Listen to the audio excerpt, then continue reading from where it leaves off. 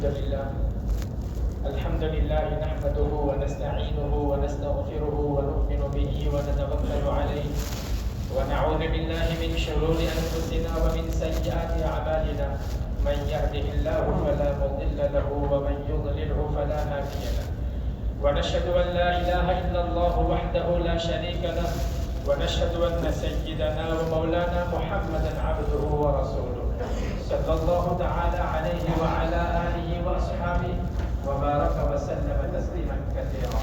أما بعد فأعوذ بالله من الشيطان الرجيم. بسم الله الرحمن الرحيم. ولله على الناس حج البيت من استطاع إليه سبيلا ومن كفر فإن الله غني عن العالمين. وقال تعالى وإذ جعلنا البيت مثابة للناس وأمنا. صدق الله العظيم. بزرگان محترم اور عزیز بھائیوں اور دوستوں، حج ارکان اسلام میں سے پانچواں اور آخری رکن ہے۔ ہر مسلمان جانتا ہے کہ اسلام کے 5 ارکان ہیں۔ نمبر 1 لا الہ الا اللہ محمد الرسول اللہ صلی اللہ علیہ وسلم کی گواہی دینا، یعنی اللہ کے سوا کوئی معبود نہیں اور حضرت محمد الرسول اللہ صلی اللہ علیہ وآلہ وسلم اللہ کے نبی اور رسول برحق ہیں۔ نمبر 2 روزانہ 5 وقت کی نماز قائم کرنا۔ نمبر 3 رمضان کے فرض روزے رکھنا۔ نمبر 4 جو صاحب نصاب ہو، جو مالدار ہو، سال میں 1 مرتبہ زکوٰۃ ادا کرنا۔ اور نمبر 5 بیت اللہ کا حج کرنا۔ بیت اللہ کا حج زندگی بھر میں، عمر بھر میں 1 مرتبہ فرض ہے اس شخص کے لیے جو وہاں جانے کی طاقت رکھتا ہو، وہاں جانے کی استطاعت رکھتا ہو۔ زندگی بھر میں 1 مرتبہ فرض ہے۔ فرضیت کے طور پر 1 مرتبہ اگر فرض کر لیا، حج ادا ہو گیا، زندگی میں دوبارہ ادا کرنا یہ ضروری نہیں۔ اللہ کے نبی صلی اللہ علیہ وسلم نے بھی فرمایا، ایک مرتبہ اللہ کے نبی حج کے مسائل بیان فرما رہے تھے تو اقرا بن حابس رضی اللہ عنہ نے اللہ کے نبی سے دریافت کیا کہ حضور حج 1 مرتبہ فرض ہے یا ہر سال فرض ہے؟ اللہ کے نبی نے خاموشی اختیار فرمائی، کوئی جواب نہیں۔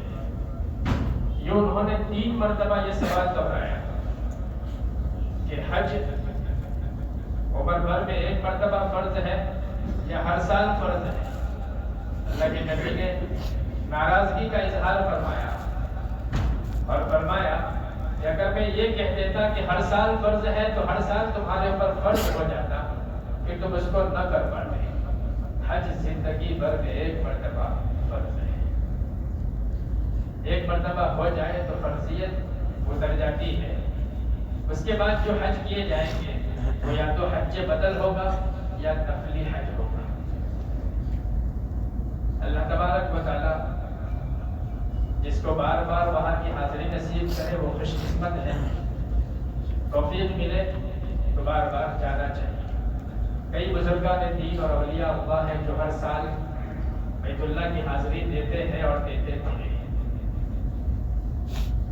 حضرت مولانا سید محمد یوسف پنوری رحمۃ اللہ علیہ ہر سال 2 مرتبہ حج کے لیے، ہر سال 2 مرتبہ وہاں حاضری دیتے۔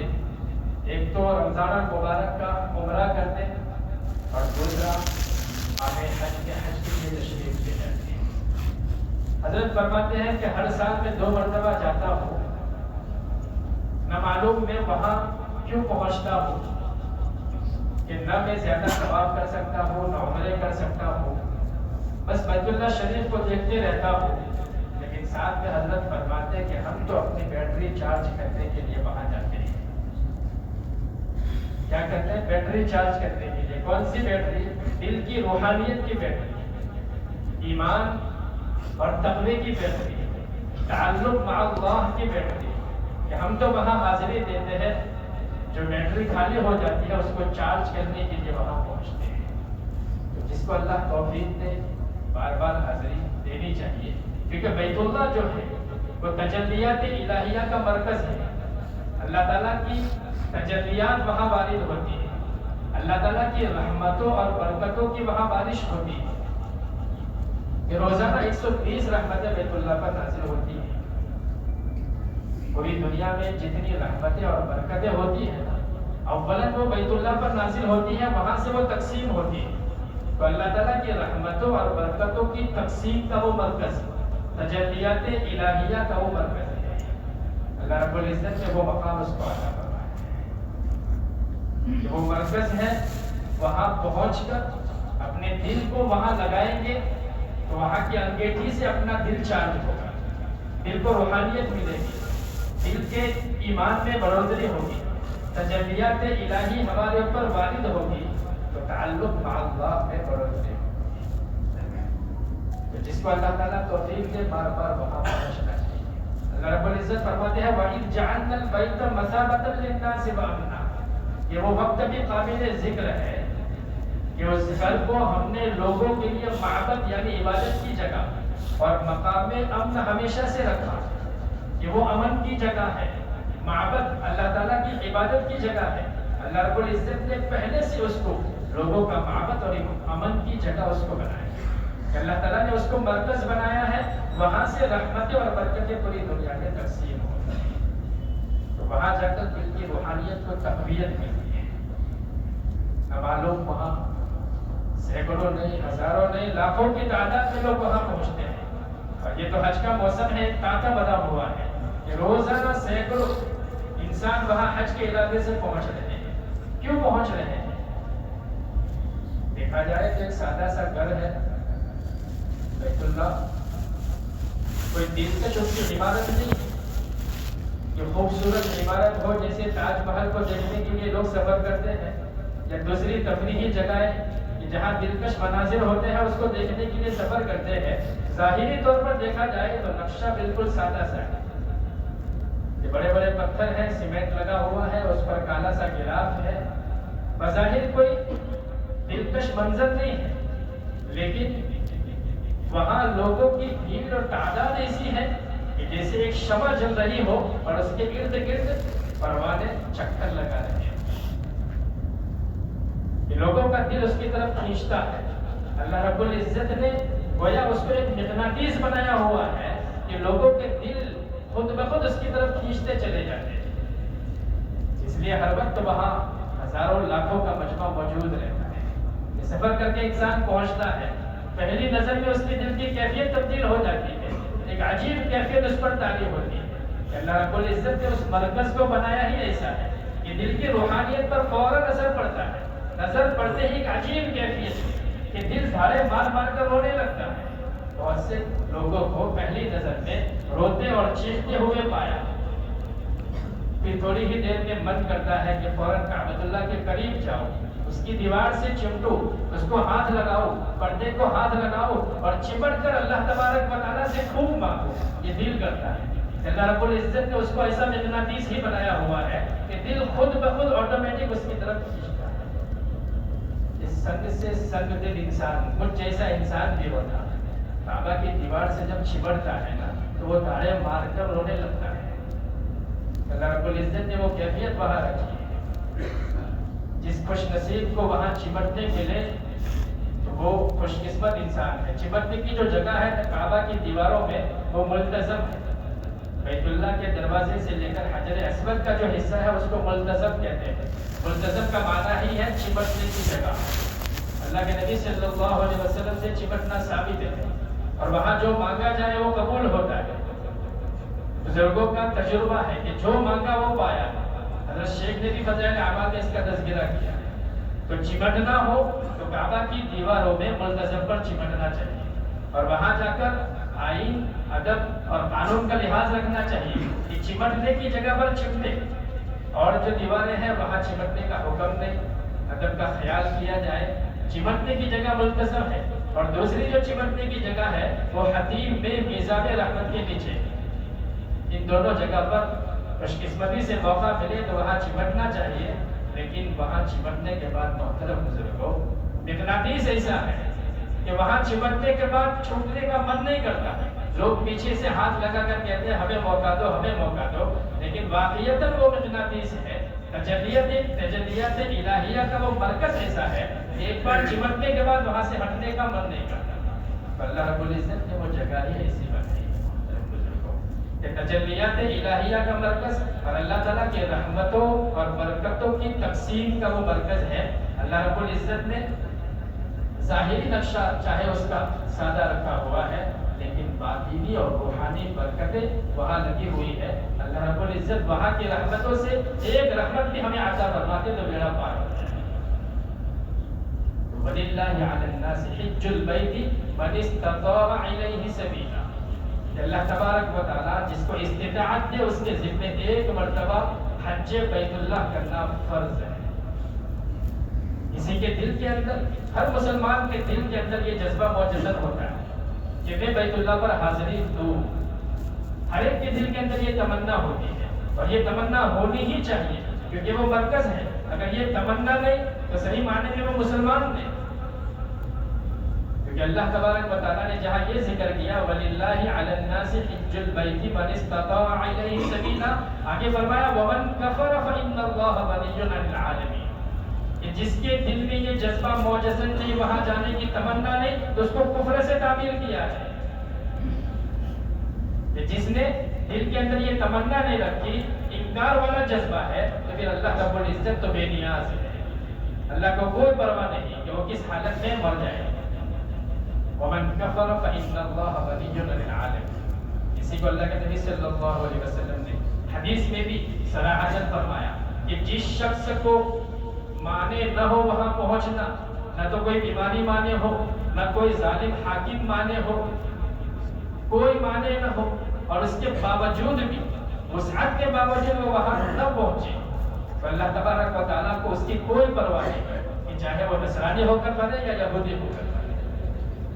تو استطاعت ہو، طاقت ہو تو وہاں پہنچنے کی تمنا رکھنی چاہیے۔ استطاعت نہ ہو پھر بھی دل میں آرزو ہو کہ میں کب اللہ کے گھر پر پہنچوں۔ کہ اللہ رب العزت نے لوگوں کی دلوں کی مقناطیس اور لوگوں کے لیے تجلیات الہیہ کا وہ مرکز بنایا ہے کہ وہاں سے روحانیت تقسیم ہوتی ہے۔ اسی لیے بھی نوری رحمۃ اللہ علیہ فرماتے ہیں کہ نہ معلوم میں وہاں کیوں پہنچتا ہوں، نہ زیادہ طواف کر سکتا ہوں، نہ عمرے کر سکتا ہوں، لیکن میں تو اپنی بیٹری چارج کرنے کے لیے وہاں پہنچتا ہوں۔ دوسری بات وہاں پہنچ کر یہ سمجھ رہا کہ وہاں ہر ایک کو دیکھا، بڑا ہو یا چھوٹا ہو، امیر ہو یا غریب ہو، شاہوں اور گداؤں کو وہاں ایک ہی صف میں کھڑا دیکھا کہ وہاں ہر قسم کے لوگ پہنچتے ہیں، اور گھروں کو بھی توفیق ہوتی ہے، غریبوں کو بھی اللہ تعالیٰ پہنچاتے ہیں۔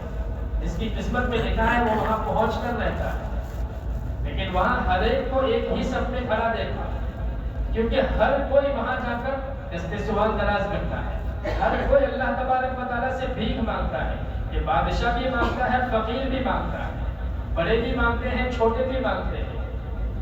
تو اللہ رب العزت کا وہ مکان ہے بیت اللہ، اللہ کا گھر اس کو کہا گیا ہے۔ اللہ کے گھر کے سامنے دست سوال دراز کر کے کیا کہتا ہے کہ ایک گھر کے مالک تو مجھے عطا فرما۔ ہر کوئی دست سوال دراز کرتا ہے، تو وہاں بادشاہ کوئی بادشاہ نہیں، وہاں کا امیر کوئی امیر نہیں، وہاں ہر کوئی ایک ہی صف میں کھڑا ہوتا ہے۔ تو وہاں ہر ایک کو ایک ہی صف میں کھڑا ہوا ہے۔ ہر کوئی اللہ تعالیٰ سے جب سوال کرتا ہے تو دل میں خیال کیا آتا ہے کہ اللہ رب العزت غنی ہے، اللہ تعالیٰ بے نیاز ہے، ہم سب کے سب فقیر ہیں۔ اور اللہ تبارک و تعالیٰ نے قرآن میں فرمایا یا ایھا الناس انتم الفقراء الی اللہ واللہ هو الغنی الحمید۔ اور یہ بات وہاں جا کے سمجھ میں آتی ہے کہ انتم الفقراء، یعنی وہاں جا کر یہ احساس ہوتا ہے کہ دنیا کا ہر انسان، ہر شخص فقیر ہے، مانگنے والا ہے، بھیک مانگتا ہے اللہ کے سامنے، اور اللہ تعالیٰ بے نیاز ہے۔ اس شدت سے اس بات کا احساس ہوتا ہے کہ سب کے سب فقیر ہیں، اللہ رب العزت ہی بے نیاز ہے۔ وہاں ہر بڑے شخص کی بڑائی کا شش محل ٹوٹ جاتا ہے، ہر شخص کی بڑائی اور تکبر وہاں چکنا چور ہو جاتی ہے۔ حضرت مولانا یوسف صاحب لدھیانوی رحمۃ اللہ علیہ فرماتے ہیں کہ میرے گھر کراچی کے ایک دوست تھے، میں حرم میں تھا اور میرے پاس آ کر انہوں نے میری کچھ تعریف کی، تو فوراً میں نے کہا یہ جگہ ایسی نہیں ہے کہ وہاں میری تعریف کی جائے، یہاں تو ہر کوئی ایک ہی صف میں کھڑا ہے، تم بھی مانگ رہے ہو اسی دروازے سے، میں بھی مانگ رہا ہوں اسی دروازے سے، ہر کوئی یہاں فقیر ہے، کوئی تعریف کے لائق یہاں نہیں، ہم سب فقیر ہیں، اللہ رب العزت ہی تعریف کے لائق ہے، اللہ تعالیٰ غنی ہے، ہم سب فقیر فقراء ہیں۔ تو وہاں پہنچ کر اس بات کا شدت سے احساس ہوا، اللہ رب العزت کی بارگاہ میں جا کر ہر کوئی مانگتا ہے اور وہاں سے دیا جاتا ہے۔ حضرت شیخ سعدی رحمۃ اللہ علیہ نے قصہ بیان کیا ہے اپنی کتاب میں، ایک فقیر تھا، وہ لوگوں کے گھروں پر مانگتا تھا، اندھا فقیر تھا، کشکول اس کے ہاتھ میں رہتی تھی اور ہر گھر پہ جا کر سوال کرتا تھا کہ اللہ کے نام پر دے دو، اللہ کے نام پر دے دو۔ ایک مرتبہ مانگتے مانگتے وہ مسجد کے دروازے تک پہنچ گیا اور وہاں صدا لگانے لگا کہ مجھے اللہ کے نام پر دے دو، اللہ کے نام پر دے دو۔ تو کسی نے مسجد سے نکل کر کہا کہ تو اس دروازے پر پہنچ گیا ہے، یہاں کوئی دینے والا نہیں ہے، کسی کے گھر پر جا تو وہاں سے تجھے دیا جائے گا، تیرا سوال پورا کیا جائے گا۔ تو اس نے کہا کہ کس بخیل کا گھر ہے، اس دروازے پر میں پہنچ گیا کہ مجھے یہاں سے نہیں دیا جائے گا۔ تو اس نے کہا کہ ایسا مت کہو، یہ اللہ کا گھر ہے، یہ مسجد ہے، یہ تو سخیوں کے سخی کا گھر ہے، داتاؤں کا داتا ہے، احکم الحاکمین کا یہ دروازہ ہے۔ تو اس نے فوراً اپنے کشکول کو توڑ دیا اور کہنے لگا کہ جب میں اللہ کے دروازے پر پہنچ گیا ہوں تو اب اوروں کے دروازے پر جانے کی کیا ضرورت ہے؟ تو ہم بھی اللہ کے دروازے پر پہنچتے ہیں، جب بیت اللہ پر پہنچتے ہیں تو اللہ کا گھر ہے، اللہ کے دروازے پر پہنچ گئے تو اس بات کا یقین ہونا چاہیے کہ میں جو مانگوں گا وہ یہاں سے پورا کیا ہے۔ وہاں جا کر شدت سے یہ احساس ہوتا ہے کہ ہر کوئی مانگنے والا یہاں پہنچا ہے، ہر کوئی اللہ سے ہی سوال کرتا ہے، اے رب البیت یا رب البیت اعوذ برب البیت اللہم ربنا ھذا البیت العتیق۔ اس قسم کی دعائیں وہاں جا کر ہر انسان مانگتا ہے اور وہاں سے ضرورتیں پوری کی جاتی ہیں۔ وہاں جا کر بھی محترم بزرگوں کو احساس پیدا نہیں ہوا کہ اس کا حج حج نہیں، اس کا عمرہ عمرہ نہیں، کہ پہنچا ہے رب البیت گھر کے رب کے پاس، اور وہاں جا کر بھی یہ دل کے اندر احساس پیدا نہیں ہوا کہ میں آیا ہوں کس جگہ پر۔ پوری دنیا کا جو مرکز ہے، تجلیات الہیہ کا مرکز، رحمت ہر آن یہاں برستی ہے، اور یہاں پہنچ کر بھی وہ غیروں کی طرف نظر کرے تو اس کا حج حج نہیں، قصہ ہی ختم، اس کا عمرہ عمرہ نہیں، اس کا سفر کسی کام کا نہیں۔ تو وہاں جا کر تو مخلوق سے نظر ہٹانی ہے اور خالق پر نظر جمانی ہے، کہ مخلوق سے نظر ہٹاؤ، ایک خالق پر نظر جماؤ کہ خالق کے پاس پہنچ گیا ہو، اب میری ساری آرزویں ختم، میری ساری آرزویں یہاں سے ہی پوری کی جائیں گی۔ ایک بزرگ تھے، طواف کر رہے تھے، آنکھوں پر پٹی بندھی ہوئی تھی اور وہ ایک ہی لفظ دہرا رہے تھے، ایک ہی جملہ دہرا رہے تھے کہ اللہ میں تیری ناراضگی سے پناہ چاہتا ہوں، کہ اللہ میں تیری ناراضگی سے پناہ چاہتا ہوں۔ طواف پورا ہوا تو ایک دوسرے بزرگ نے ان کو پکڑا اور ان سے کہا کہ تم نے ایک ہی جملہ رٹا ہوا تھا، ایک ہی بات کہہ رہے تھے کہ اللہ میں تیری ناراضگی سے پناہ مانگتا ہوں، کیا بات ہے؟ تو انہوں نے کہا کہ یہ بات کہنے کی نہیں تھی، لیکن جب آپ نے پوچھا ہے تو بتا دیتا ہوں کہ میں طواف کے دوران میری نظر غیر محرم پر پڑی، اچانک نظر پڑی، لیکن میں نے نظر جمائے رکھی تو فوراً اللہ تعالیٰ کی طرف سے ایک ہاتھ ظاہر ہوا اور میری آنکھ پر وہ تماچا پڑا جس کی وجہ سے بینائی جاتی رہی، اور غیب سے آواز آئی کہ گھر کا طواف کرتے ہو، ہمارے گھر کا طواف کرتے ہو اور نظریں دوسروں پر جماتے ہو۔ تو محترم بزرگوں، جب بیت اللہ پر پہنچ جائے تو یہ بات شدت سے محسوس ہونی چاہیے کہ میں رب البیت کے پاس آیا ہوں اور یہاں سے ہی میری حاجتیں پوری ہونی ہے، مخلوق سے نظر ہٹا کر خالق پر نظر جمانی ہے۔ تیسری بات وہاں جا کر جو شدت سے محسوس ہوتی ہے وہ یہ کہ وہاں جانے والا کوئی محروم نہیں ہوتا ہے، وہاں جانے والا کوئی محروم نہیں ہوتا ہے، کیونکہ اللہ رب العزت جو ہے وہ خزانوں کا مالک ہے، زمین و آسمان کا مالک ہے، لہو ما فی السماوات و ما فی الارض، للہ ما فی السماوات و ما فی الارض وللہ خزائن السماوات والارض۔ اللہ رب العزت اتنا بڑا ہے۔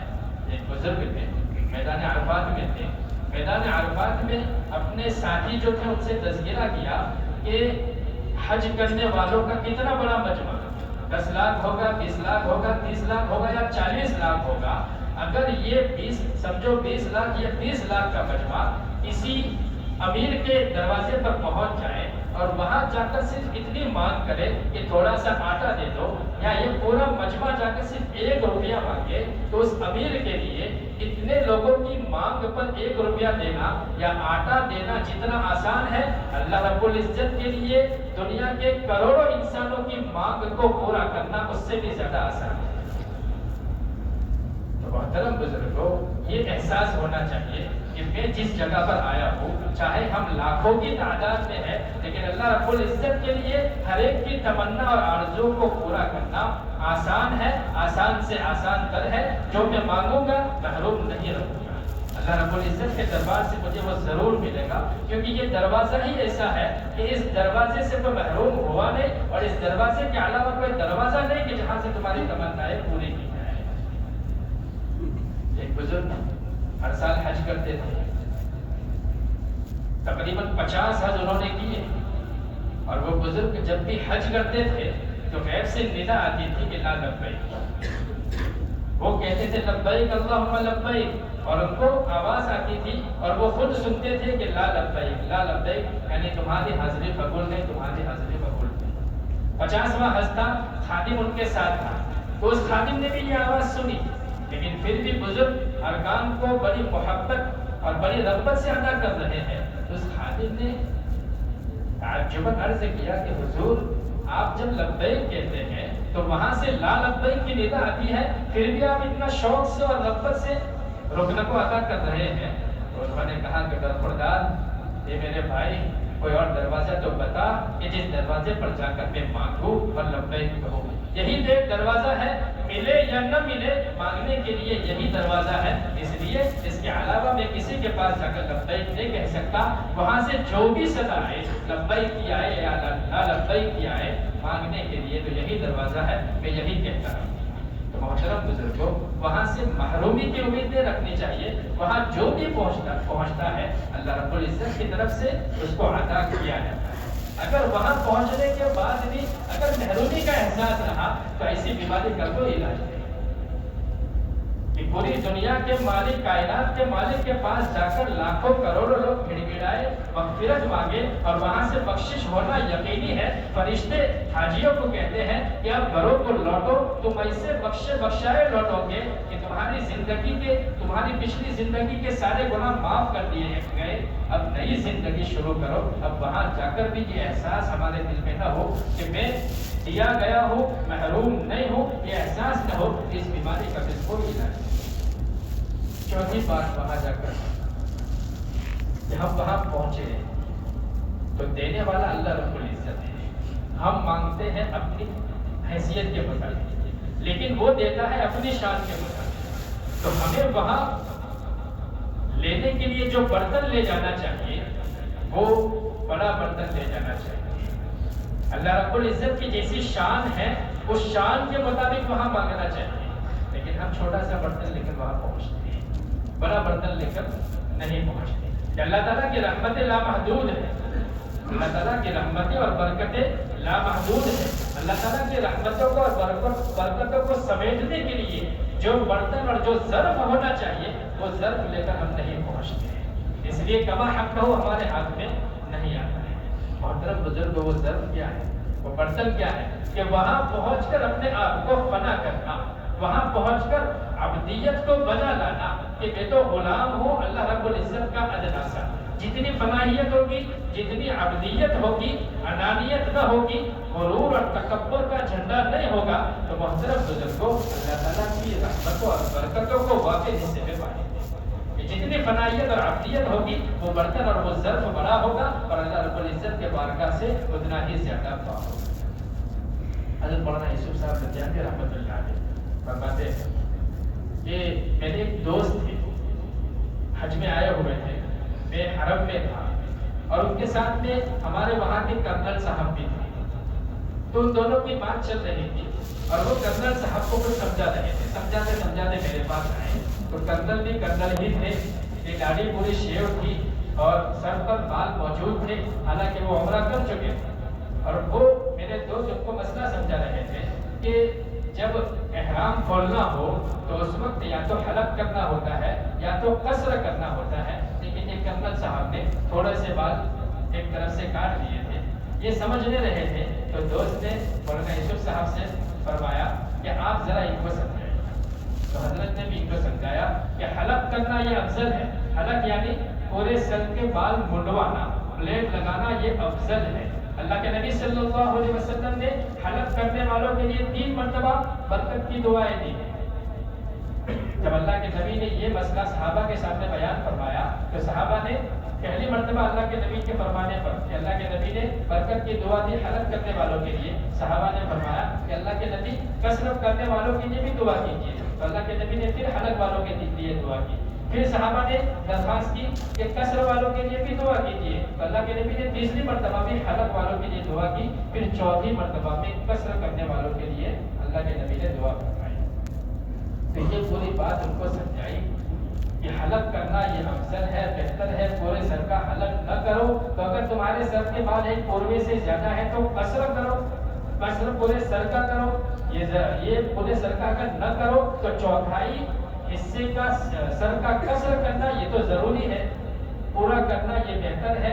اگر پورا نہیں کیا، چوتھائی تم نے کیا تو بھی احرام سے تم حلال ہو جاؤ گے، اگر تم نے اتنا بھی نہ کیا تو بدستور احرام سے باقی رہو گے۔ اب تم نے قصر کیا نہیں اور تم سیدھے ہوئے کپڑے پہن رہے ہو اور دوسرے اعمال بھی کر رہے ہو، تو وہ کرنل صاحب کہنے لگے کہ حضرت اتنی تنگی تو مت کیجیے۔ حضرت یوسف صاحب رحمۃ اللہ علیہ فرماتے ہیں کہ میں بھی بڑا تیز مزاج ہوں، میں بھی کہنے لگا ان سے کہ کون سے حکیم نے تم کو مشورہ دیا تھا یہاں آنے کا، تم کون سا ظرف لے کر آئے ہو، جتنا برتن لے کر آؤ گے ویسا تمہیں دیا جائے گا، تمہاری کرنلی یہاں آ کر بھی نہیں دھوئی گئی کہ تم یہاں آ کر بھی جس گھر کے مالک کے پاس پہنچے ہو اس گھر کے مالک کے پاس آ کر گھر کے مالک کی بات نہیں سن رہے ہو، اور گھر کے مالک کا جو نبی اور رسول ہے اس کی بات نہیں سن رہے ہو، تم داڑھی کے اوپر استرا پھرا رہے ہو، سر پر استرا پھرانے کا حکم ہے وہاں استرا نہیں پھرا رہے ہو، تو تم ایسا ظرف لے کر آؤ گے تم کیا پاؤ گے؟ یہاں سے تم محرومی کے ساتھ لوٹو گے، تمہاری محرومی کا پھر کوئی علاج نہیں۔ تو وہاں جا کر محترم بزرگ کو اپنی انانیت کو ختم کرنا ہے، عبدیت کو بجا لانا ہے، جتنا فنائیت ہوگی اللہ رب العزت کے بارگاہ سے جتنا ہوگی، کیونکہ وہاں جا کر انسانوں کے فیصلے ہوتے ہیں، وہ جگہ ایسی ہے، قبولیت کے مقامات ایسے ہیں، مطاف کہو، کعبہ کی دیواریں کہو، حجر اسود کہو، ملتزم کہو، حتیم کہو، میزاب رحمت کے نیچے صفا مروہ، عرفات، مینا، مزدلفہ، جمرات، یہ قبولیت کے مقامات ہیں، اور وہاں پہنچ کر بھی انسان اللہ رب العزت کی نہ مانے، بلکہ حجر اسود کے پاس جو پہنچتا ہے، حجر اسود کو ہاتھ لگاتا ہے، بوسہ لگاتا ہے، اس کی مثال تو حدیث میں اللہ تعالیٰ سے مصافحے کی دی ہے کہ وہ اللہ تعالیٰ سے مصافحہ کرتا ہے، اور وہاں جا کر خبیث اور طیب تمیز ہو جاتی ہے، دونوں میں جدائی ہو جاتی ہے کہ کون خبیث ہے اور کون طیب ہے، اللہ تعالیٰ سے مصافحہ ہوتا ہے۔ بلکہ حجر اسود کے بوسے کے اندر پہ یہ بات بھی حدیث میں ہے کہ حجر اسود قیامت کے دن اس کو 2 آنکھیں دی جائے گی اور اس کو زبان دی جائے گی، اور وہ اللہ تعالیٰ کے سامنے گواہی دے گا کہ اس نے مجھے بوسہ دیا تھا، اس نے میرے سامنے کلمہ پڑھا تھا، ایک کیمرے کی طرح وہ عکس لے لیتا ہے۔ محترم بزرگوں، ایسے متبرک جگہ پر پہنچ کر ان باتوں کا شدت سے احساس ہونا چاہیے۔ پہلی بات تو یہ کہ یہ تجلیات الہیہ کا مرکز ہے، رحمتیں وہاں ہر آن برستی ہے، تو وہاں جا کر ظاہری نقشہ نہیں لیکن روحانی تربیت کے لیے وہاں ہوتی ہے۔ اور دوسری بات کہ بڑے اور چھوٹے ہر کوئی اللہ تعالیٰ سے مانگتا ہے۔ تیسری بات کہ وہاں پہنچنے کے بعد کوئی محروم نہیں ہوتا ہے، اور چوتھی بات کہ وہاں پہنچے تو برتن اور ظرف بڑا لے کر جائے تاکہ وہاں سے واپس حصے میں ہم رحمتیں اور برکتیں لے کر آئے اور ہماری زندگی میں تبدیلی ہو۔ اللہ تبارک و تعالیٰ اپنی مرضی کے مطابق ہمیں وہاں کی حاضری نصیب فرمائے۔